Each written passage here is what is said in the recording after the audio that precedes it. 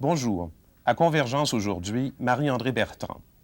Professeure à l'École de criminologie de l'Université de Montréal, Marie-Andrée Bertrand mène, pourrait-on dire depuis toujours, une lutte acharnée contre toute forme de répression. Présidente de la Ligue internationale antiprohibitionniste fondée à Rome l'an dernier, elle nous parlera la semaine prochaine de ce combat qu'elle mène depuis 20 ans déjà pour la décriminalisation de la drogue. Mais l'antiprohibitionnisme n'est qu'un volet de son engagement. Féministe de la première heure, Marie-Andrée Bertrand est persuadée que le progrès social, nos idéaux de paix, de justice et de liberté ne pourront être atteints qu'à condition que les femmes occupent enfin toute la place qui leur revient de droit. C'est pour elle une question de justice, une question d'équité qui exige une transformation radicale de toutes nos institutions. Étudiante en théologie, Marie-Andrée Bertrand avait un peu plus de 20 ans quand elle décida de rompre définitivement avec l'Église. Une prise de conscience inaugurale à l'origine de ses autres combats. Elle nous en parle aujourd'hui. Madame Bertrand, j'aimerais qu'on parte à la recherche du temps perdu et que je vous demande de revivre ce que vous avez vécu quand vous aviez 20 ans. Et qu'au Québec, il était de mise, quand on se posait la question de Dieu, de penser que c'était nécessairement celui de la chrétienté. Voilà. Oui, alors, ça me fait d'autant plus plaisir de retourner à cette époque que moi, j'estime que j'ai toujours 20 ans. Mais voilà, comme je voulais tout savoir, et surtout, je voulais répondre aux questions absolument fondamentales, qui sont les suivantes. D'où est-ce que je viens et où est-ce que je vais? Et comment est-ce que je peux faire pour aller en quelque part, j'avais décidé d'étudier la théologie. Voilà. Qui était pour une femme assez étonnant. Sauf que dans ma famille, il faut le dire, j'avais une sœur aînée qui faisait les sciences religieuses à Chicago, qui faisait une maîtrise en sciences religieuses, et une autre sœur qui étudiait à la faculté de théologie, mais en sciences religieuses. Et moi, je voulais étudier la théologie. Et je me suis donc adressée au Grand Séminaire de Montréal, au supérieur du Grand Séminaire de l'époque, et je lui ai dit que je voulais étudier la théologie. Et très gêné, il m'a dit, écoutez, si vous étiez un homme, même laïque, on pourrait vous permettre d'entrer. Peut-être. C'est en 1954 ou 1955. Mais là, vraiment, je ne vois pas. Et alors, ça m'a laissé tellement médusée et tellement scandalisée, je dois dire, que l'aspiration comme ça, à mon avis, la plus normale d'un être humain, qui est de se renseigner par la voie de la théologie remarquée, que c'était peut-être assez naïf, là, mais pour l'époque, ce n'était peut-être pas tellement non plus. Il n'y avait pas tellement de disciplines qui traitaient des questions que je voulais aborder. Ça m'a laissé absolument scandalisée de penser que, parce que j'étais une femme, il m'était interdit d'accéder à cette discipline dont certains aspects sont peut-être une science. Bon. Et ça a été pour moi l'occasion d'une réflexion sur ce qu'était l'Église, bien sûr, parce que je pense que je faisais la distinction entre ce que la foi pouvait proposer et ce que l'Église organisait pour l'enseignement de la théologie. Vous avez quand même essayé, vous êtes allé ailleurs, frappé voilà, ailleurs. Alors je suis allée chez les Dominicains, à l'Institut d'études médiévales, étudier les pères de l'Église. Mais les mères n'y étaient pas. Les mères n'y étaient pas non plus, ça, vraiment non. Et alors, aux Roses, Saint-Augustin, et là, ce qui était dramatique, c'était, bien sûr, j'avais affaire à des hommes savants que je respecte, que j'estime, mais on ne parlait jamais des questions qui m'intéressaient. Qui sont celles du bien, du mal, de qui suis-je, où vais-je. Et voilà. Mais ce que vous voulez dire, je pense, c'est que c'est plus loin que ça. On ne critiquait pas, non plus. Les connaissances distillait. qu'on avait déjà, on les répétait, on lisait. On lisait ces grands maîtres. Et bon, bien sûr, parmi les hommes très intelligents qui enseignaient là, certains faisaient un peu la critique historique, l'herméneutique, bon, etc. Mais finalement, on n'abordait pas les grandes questions. Et où une femme pouvait-elle, à la fin des années 50, travailler sérieusement ces grandes questions de la morale, non seulement de la morale, mais éventuellement de la foi. Ça n'était pas possible. Et là, mon scandale a grandi, vous devinez, de façon absolument effrayantes quand sont arrivées les années 60 et les positions de l'Église sur la question de la morale sexuelle. Alors moi, je suis Parce que c'est l'époque de la pilule. Je suis une femme et au début des années 60, il était interdit aux catholiques pratiquantes de prendre la pilule. Sinon, pour des fins médicales. Ah oui, bon, enfin. Ça n'a pas changé. Mais là, vous voyez, c'était au fond toute la domination d'une institution mâle, il faut bien dire, d'une institution mâle sur un groupe, une classe de personnes qui sont les femmes, à qui on disait vous ne ferez pas de votre corps l'usage que vous voulez, nous allons vous interdire de prendre les moyens qui feraient que vous auriez la liberté de rapport que vous souhaitez avoir, ou encore même que vous ayez la santé ou le nombre d'enfants qu'il est même possible que vous ayez. Je n'allais même pas jusqu'à dire que vous souhaitez au début des années 60. Alors là, vraiment, mon scandale montait, montait et montait. Mais au fond, c'est un scandale très naïf. C'est qu'au fond, je ne reconnaissais pas que l'Église est une institution. Que c'est une institution mâle, je m'excuse de me répéter, et que c'est une institution qui a un passé, qui a ses traditions. Et j'étais absolument incapable de distinguer l'institution de ce qu'elle pensait nous enseigner sur les façons de nous en aller vers, si vous voulez, ce que j'appellerais, moi, la vie humaine la plus responsable, la plus socialement engagée qu'il soit possible d'avoir, et la plus en contact avec les réalités sociales et politiques de notre époque. Et je cherchais ça à travers l'Église. Bon, ça ne s'est pas amélioré avec les années qui ont suivi. Après la contraception, ça a été l'histoire de l'avortement. Et au milieu de tout ça, faisant moi-même l'histoire du Québec et l'histoire de l'Église, je découvrais comment les hommes d'Église ont été les alliés des États qui voulaient refuser aux femmes leurs droits politiques.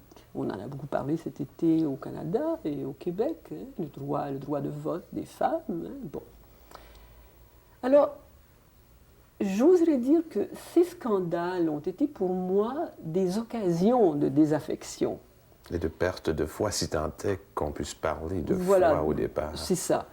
Et ça a été surtout l'occasion d'une grande tristesse. Parce que pour moi, les institutions, croyez-le ou non, c'est important. Ce sont des choses que les hommes et les femmes créent pour mettre de l'ordre dans une société. Peut-être peut dire que quelques-unes sont en conflit avec cet ordre-là, mais bon. Et au fond, si ces institutions mentent sur leur téléologie, c'est-à-dire leur orientation générale, si prétendant qu'elles font le bien des hommes et des femmes et qu'elles visent l'égalité des êtres humains, la dignité des êtres humains, entre parenthèses, que l'Église catholique n'a pas toujours dit loin de là, mais enfin, si prétendant qu'elles soutiennent le respect et la dignité des êtres humains, elles ne le font pas, c'est très grave parce que pendant qu'elles étaient là et qu'elles prétendaient faire ça, on n'a pas créé autre chose. On a laissé à l'Église, ou on a laissé à l'État, ou on a laissé la tâche de faire semblant de faire quelque chose. De faire ça. Bon. Alors ça, pour moi, ça a été une occasion de grande tristesse, de déception et bien sûr de désaffection.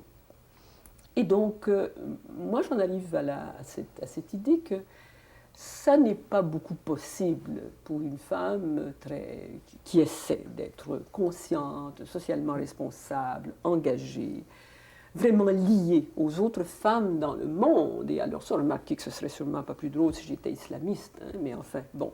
Ça n'est pas possible de rester engagée dans cette église-là, il me semble. Dont le Dieu devient... Ou si on y est, c'est pour un combat, c'est pour une lutte qui demande une patience, une générosité que peut-être, malheureusement, je n'ai plus.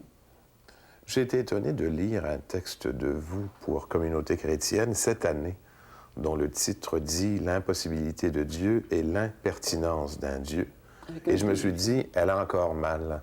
C'est incroyable, on est en 90. Voilà.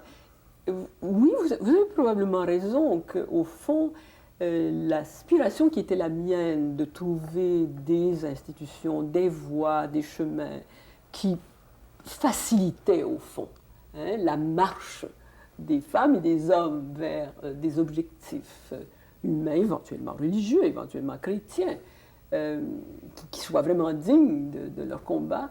Mon aspiration à ça est probablement naïve et je devrais un bon jour renoncer à chercher cela à travers les institutions et le faire moi-même. Là, vous dites maintenant, je suis athée et voilà. Mais c'est très dur de le faire soi-même.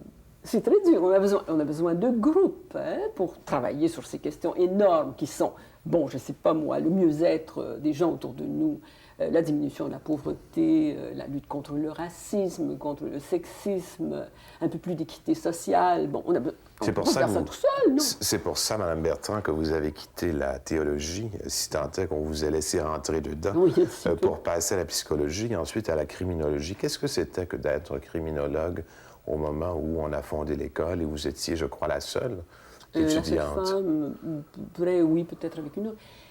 Ce qui est arrivé, au fond, c'est que pour moi, le problème de la délinquance et de la criminalité, ou la question de la délinquance et de la criminalité, s'est trouvé à un moment incarné. Tout ce que nous faisons de plus injuste aux personnes que nous marginalisons, que ce soit à cause, à l'époque, de leur orientation sexuelle, ou pour les filles à l'époque, puisque je travaillais avec les jeunes filles délinquantes. Vous étiez psychologue et travailleuse sociale. Pour les filles délinquantes, ce que nous faisions, c'est que nous leur trouvions des comportements délinquants que nous ne trouvions pas aux garçons, et qui, bien sûr, tenaient à leur comportement sexuel. Elles étaient sexuellement immorales, imaginez. Mais on ne trouvait pas de garçons qui faisaient ça avec elles. Mais on avait beaucoup de filles sexuellement immorales. Et ensuite, qu'est-ce que j'ai constaté? J'ai constaté que nos prisons étaient pleines de gens pauvres, de gens non instruits. J'ai constaté qu'on emprisonnait pour défaut de payer l'amende. J'ai constaté que les prisons fabriquaient les criminels qui ne l'étaient pas encore, dans le sens où on ne peut pas sortir de là après 5 ans, 10 ans ou 15 ans, sans avoir... été à l'école. Comme on dit, et perdu toutes ses chances de faire quelque chose dans la société si jamais si tant est qu'un jour on a voulu faire quelque chose dans la société, mais là je ne sais pas là qu'on apprend à le faire. Et alors, pour moi, au fond, le crime, ça représentait les antipodes, si vous voulez, de cette espèce d'ordre moral que j'avais cherché à travers la théologie, c'est-à-dire, ça représentait tout ce que nous... À propos des criminels, je voyais tout ce que nous faisions mal pour des gens qu'on avait déjà marginalisés de 1000 autres façons, en ne les laissant pas fréquenter les institutions scolaires parce qu'on n'avait pas les bons moyens de les y garder, en ne les laissant pas fréquenter les institutions psychiatriques parce qu'ils étaient trop criminels pour rester dans les institutions psychiatriques, il fallait les mettre en prison parce qu'ils étaient malades mentaux, on se rappelle, et ainsi de suite. Et là, je me disais, c'est là qu'il faut commencer le combat. Parce que c'est là qu'il est c'est là que les choses sont le plus gâchées, au fond. Et on n'a pas le droit de laisser ces gens pourrir dans les prisons. On n'a pas le droit de laisser les tribunaux de la jeunesse commettre des injustices flagrantes, des iniquités à l'endroit des filles. J'écrivais ça en 1973, le traitement inique et discriminatoire des filles par le tribunal des mineurs. Vous êtes beaucoup battu pour justement tout ça. J'aimerais qu'on fasse avec vous peut-être une sorte d'historique, parce que vous avez beaucoup réfléchi, de la montée, de la libéralisation, de la liberté des femmes, pour employer le vrai mot. Oui, alors, c'est bien sûr, on a fait du chemin, mais évidemment... Il y a eu la Révolution française où les femmes étaient absentes. On disait fraternité, pas sororité. Pas sororité, oui. On a été absente de pas mal de révolutions, mais c'est vrai qu'on a fait du chemin. Bien sûr, il y a eu les combats des grandes suffragettes, il y a eu les combats des années 60. Moi, je dis qu'on en est à peu près à l'âge 5 du féminisme, le premier étant celui des combats pour le droit de vote du 19e siècle, au fond. Celui des années 60, où le mouvement des femmes s'organise un peu. Les études de la femme qui commencent dans les universités, les collèges, la réflexion sur les études de la femme, le début des études critiques, bon, et maintenant les théories de la condition des femmes. Comment se fait-il que depuis tant d'années, les femmes sont traitées comme elles sont traitées? Est-ce que, grande théorie, est-ce que c'est le patriarcat qui explique cela? Et qu'est-ce que le patriarcat et où est-ce que ça existe vraiment? Est-ce que c'est, je ne sais pas moi, est-ce que c'est les inégalités sociales? Est-ce qu'on doit recourir à des explications marxistes pour comprendre la situation des femmes? Bon, voilà. Est-ce qu'on peut dire, puisque vous parlez d'évolution de la situation de telle façon qu'on commence par situer les femmes dans l'histoire et ensuite on invente ce qu'on pourrait appeler une critique, c'est-à-dire une lecture par la femme de la réalité, de ce qu'on dit sur elle, est-ce que vous percevez que la femme occupe dans l'espace universitaire ou celui de la pensée, une place telle qu'elle remette en question ce qu'on disait avant? Pas vraiment, et pas assez. Quoique, je dois vous dire, je suis très impressionnée par la production scientifique des femmes, de plus en plus sérieuses, de plus en plus rigoureuses. Nous organisons très prochainement une conférence internationale féministe sur la question du droit des femmes et du contrôle social, avec 55 participants de 15 pays différents, ici à Mont-Gabriel. Et je dois vous dire que je suis éblouie par la qualité des travaux de ces personnes qui travaillent depuis, je ne sais pas moi, le Pakistan, en passant par l'Irlande, l'Australie, bon, etc.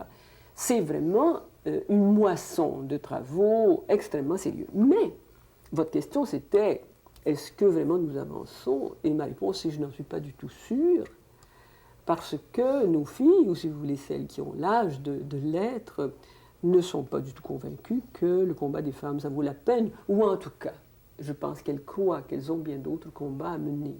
Et je ne dis pas ça avec mépris, je dis ça avec un petit peu de tristesse. Parce que pour vous, c'est le combat principal. Voilà. Pourquoi? Et je pense que tant qu'on n'a pas établi de façon sérieuse que la moitié du genre humain est l'égale de l'autre moitié, tant qu'on n'a pas établi que cette moitié-là a le droit à ses choix dans la vie, a le droit à sa connaissance de toutes les théories scientifiques, a le droit dans les professions d'exercer. À les produire aussi, voilà, bien sûr. Voilà.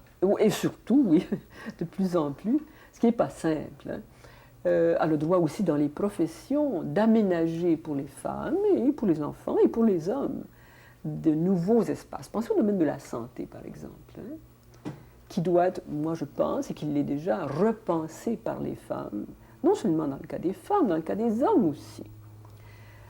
Je ne me fais pas d'illusions sur ces nouvelles valeurs féministes qu'apporteraient les femmes si elles étaient au pouvoir. D'abord, commençons comme ceci.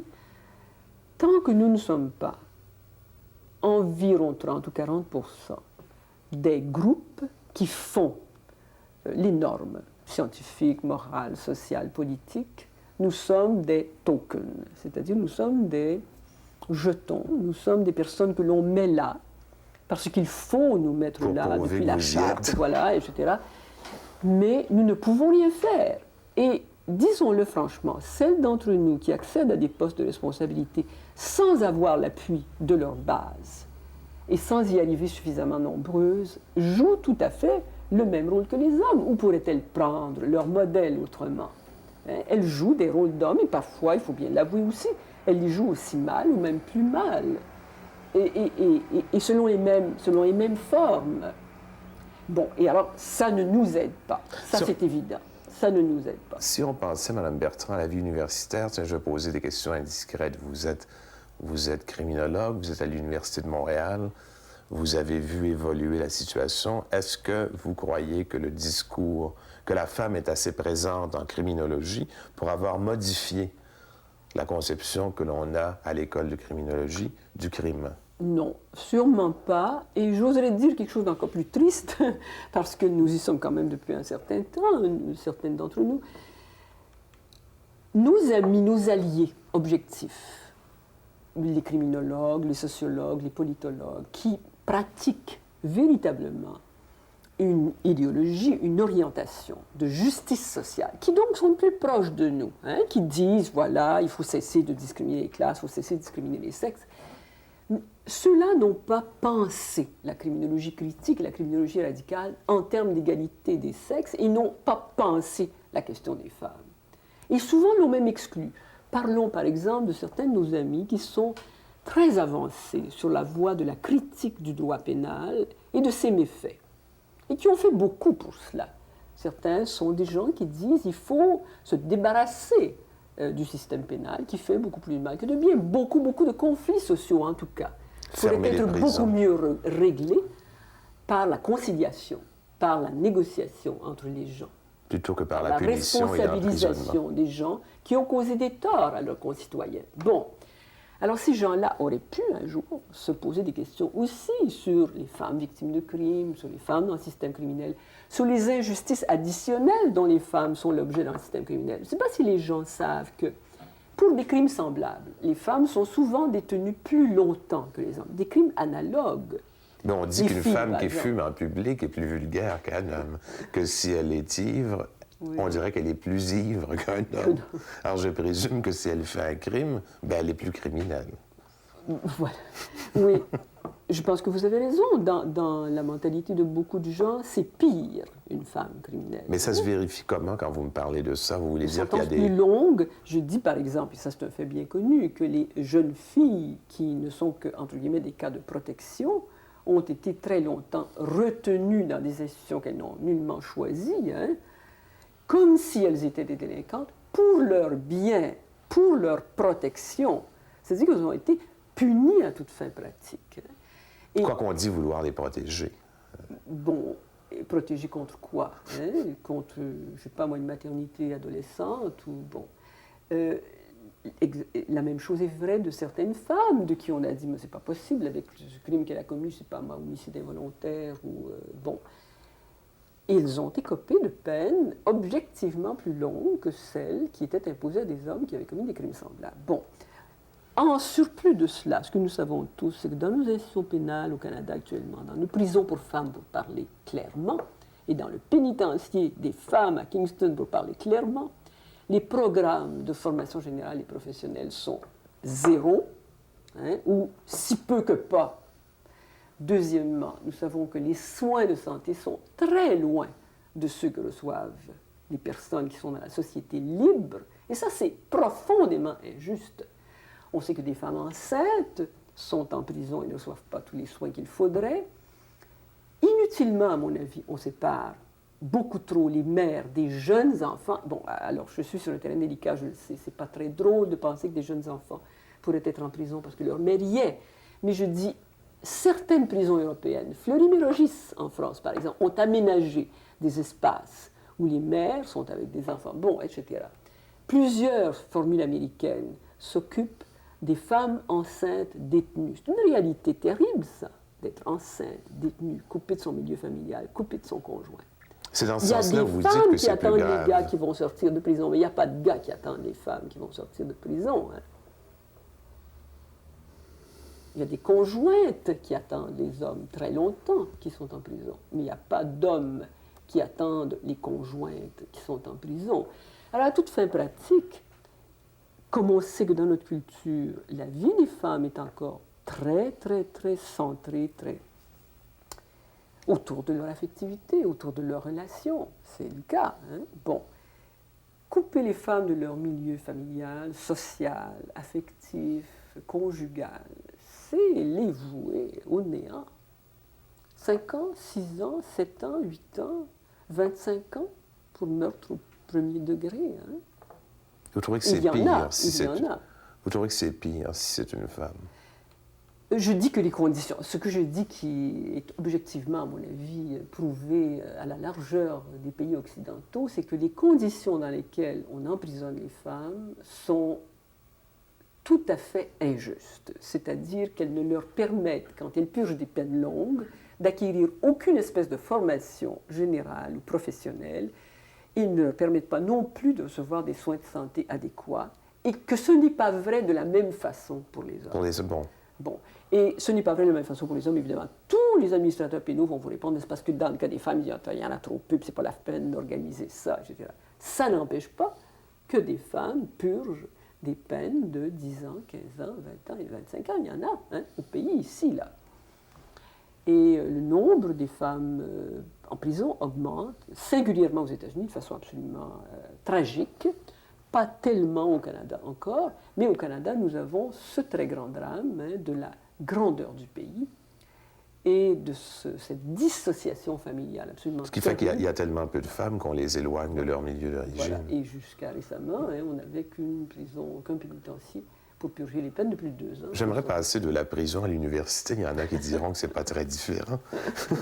Pour vous demander si l'évolution permet aux femmes d'exercer ce qu'on pourrait appeler un peu trop élégamment le magistère, c'est-à-dire d'avoir autorité morale et intellectuelle sur des hommes, ou est-ce une rareté?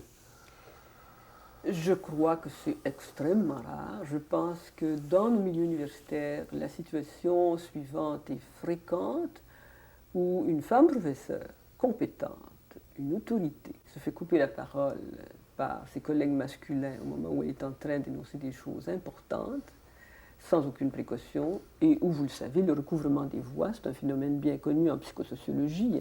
Les gens sont autour d'une table et quelqu'un parle par-dessus vous et parle assez fort pour que vous soyez finalement obligé de vous taire. Bon. Le recouvrement des voix joue beaucoup. Je crois qu'il n'y avait que les journalistes qui faisaient ça. Je suis en train de vous le faire. Le font aussi. Et la situation de femmes professeurs qui enseignent à de grandes classes, majoritairement masculines, n'est pas simple. J'ai quelques collègues qui enseignent à Polytechnique, des collègues femmes qui pourraient vous en parler. Ce n'est pas simple. On vient vérifier si elles savent bien faire des formules, si leurs tableaux sont couverts de, vous savez, de choses qui témoignent de leur science. Bon. Et l'université aussi, comme l'Église, est un milieu profondément mâle. Dont elle est l'héritière, d'ailleurs. Absolument, depuis le XIIe siècle. On n'en est vraiment pas sorti non plus de ce mâlisme. Si on a quelque chose comme 22% de femmes professeurs à l'Université de Montréal, on n'en a pas une qui fassent partie de la direction de l'université. Alors que 60%, je crois, des étudiants sont des femmes. Sont maintenant des étudiants, tout à fait. Et que ce pourcentage monte et que le pourcentage des étudiantes à la maîtrise et au doctorat augmente chaque année de façon absolument merveilleuse. Bon.